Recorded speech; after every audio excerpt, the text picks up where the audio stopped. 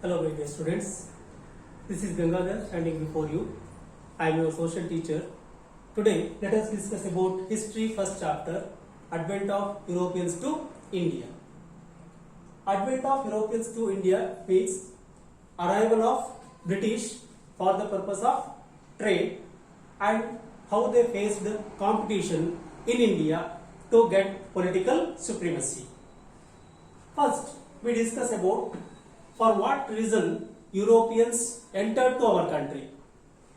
Dear students, India was famous since ancient time for its fine quality spicy items. So, since ancient time, there was a trade connection and commerce relationship in between Asian countries and European countries. As I told earlier, India produced fine quality spicy items. For example, pepper, cardamom, cloves, cinnamon, ginger, etc. Because of its fine quality, there was a great demand for these spicy items in European market. So for this purpose, European trading companies entered to our country for the purpose of trade. Next, how the trade continued in between Asia continent countries and Europe continent countries. During the time of Middle Ages also, trade continued in between Asian countries and European countries. That you have to notice. Asian continent countries, especially India, from that country, Arab merchants purchased the spicy items and they carried their goods to the city Constantinople. Listen carefully. Arab merchants carried spicy items from India to Constantinople, and from Constantinople, Italian merchants would buy these spicy items from Arab merchants and they will carry that goods to Europe and they used to sell that goods in European market. Students, by this it is clear that two traders or merchants play a prominent role to take Indian spicy item to European market. They are Arab merchants and Italian merchants. And one more thing that is important one from the point of examination, that is the place Constantinople. It is the capital city of Eastern Byzantium Empire. And all the goods Arab merchants took from India, they will take that goods to the city Constantinople and they will sell that goods to Italian merchants. So because of that reason, Constantinople is considered as center of international trade and also it is known as gateway of European trade. Listen carefully. This point is very important one from the point of examination. The place or the city Constantinople is considered as center of international trade and also it is known as gateway of European trade. Next, in this trade activity, Arab merchants had monopoly over Asian countries and Italian merchants gained monopoly over European countries. Among these Arab merchants and Italian merchants earned good profits by trading with Indian merchants. Next, we will move to the important concept of this chapter, that is fall of Constantinople. all the goods purchased by Arab merchants from Indians, they used to take that goods to Constantinople and later on they passed it to Italian merchants. So trade and commerce continued through the city of Constantinople since ancient time.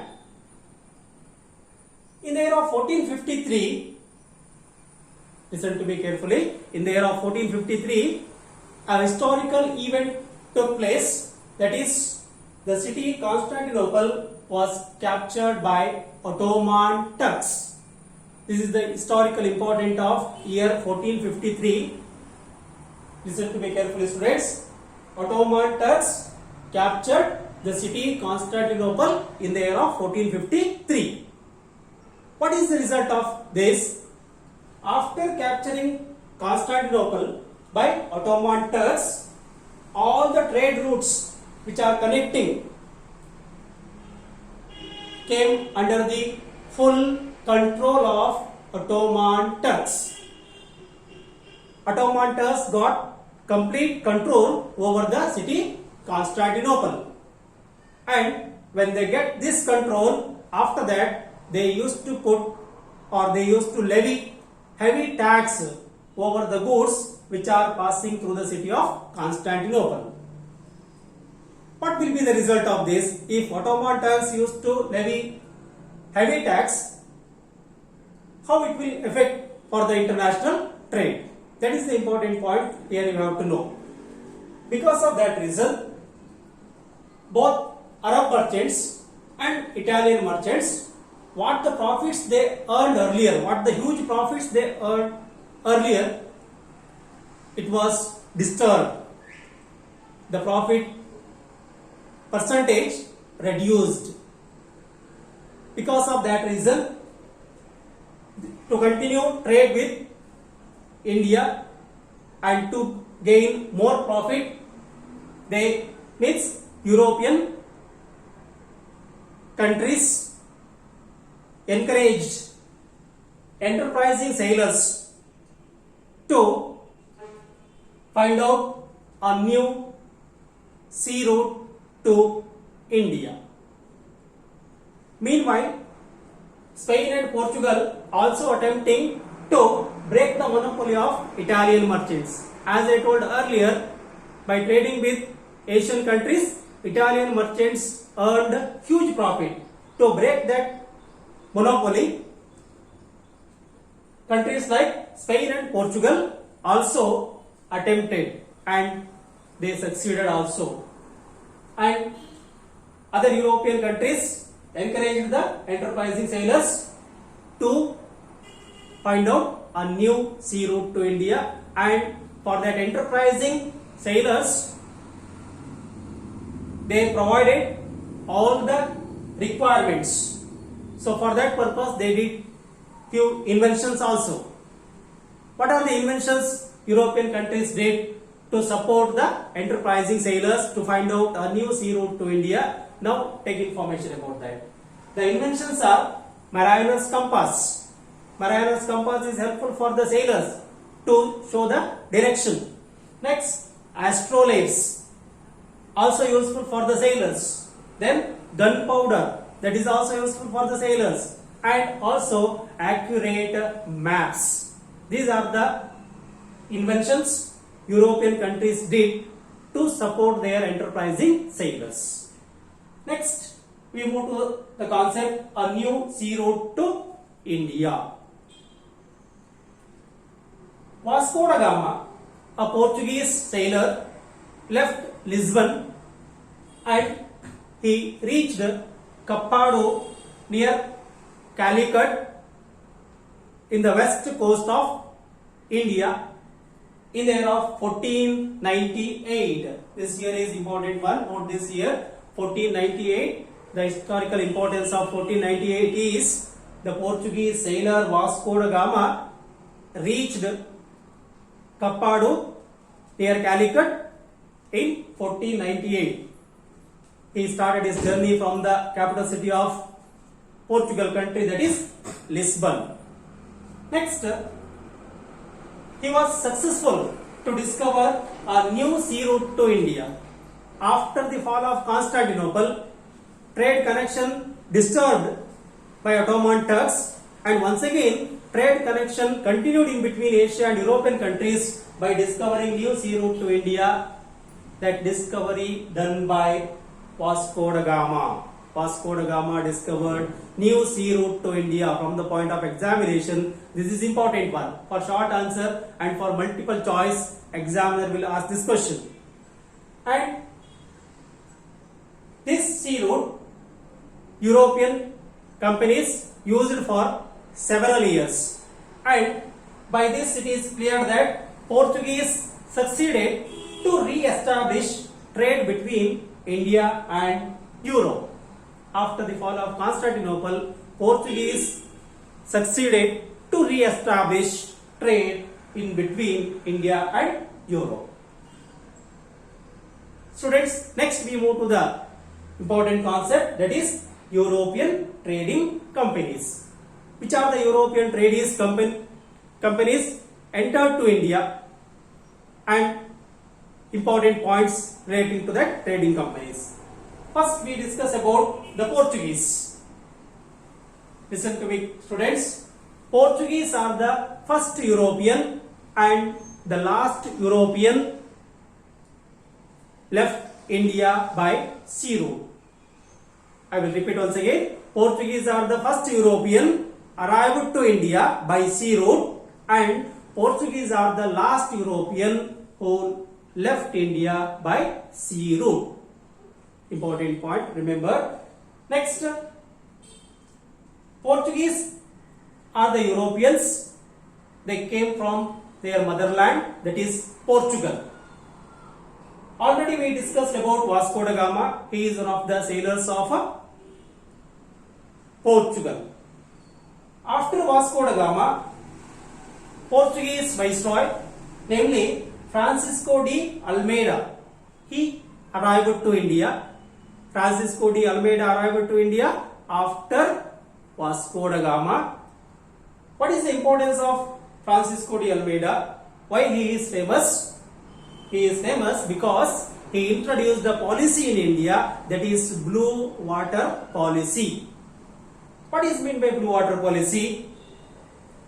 In order to achieve supremacy over sea instead of supremacy over land, was Francisco de Almeida introduced blue water policy to get supremacy over sea rather than supremacy over land. That policy is called as blue water policy, and this policy was implemented by Portuguese viceroy Francisco de Almeida. Remember, students. Next we move to the one more important concept under Portuguese, that is Alfonso de Albuquerque. After Francisco de Almeida, Alfonso de Albuquerque came to India, and he is considered as real founder of the Portuguese power in India. From the point of examination, this is important one. Remember, exam will ask the question, who is known as real founder of Portuguese power in India? Your answer is Alfonso de Albuquerque. Then why he is considered as the real founder of Portuguese power in India? That is also important one. Now take information about that. Alfonso de Albuquerque attacked over Bijapur Sultan in the year of 1510 AD. 1510. In the year of 1510 AD, Alfonso de Albuquerque attacked over Bijapur Sultan, and he succeeded to defeat Bijapur Sultan. And after defeating Bijapur Sultan, Alfonso de Albuquerque captured Goa from him. And after capturing Goa, Portuguese made Goa as their center of administration for Portuguese administration in India. Which is the center of administration of Portuguese administration in India, students? Goa. Remember this point. Who captured Goa from Bijapur Sultan? Alfonso de Albuquerque. So, because of this reason, he is known as the real founder of Portuguese power in India. Next, Portuguese continued trade with Asian countries for few decades. After that, they come to the competition between, or they faced competition from French and English, and they failed to compete with the French and English, so they declined from India. Thank you.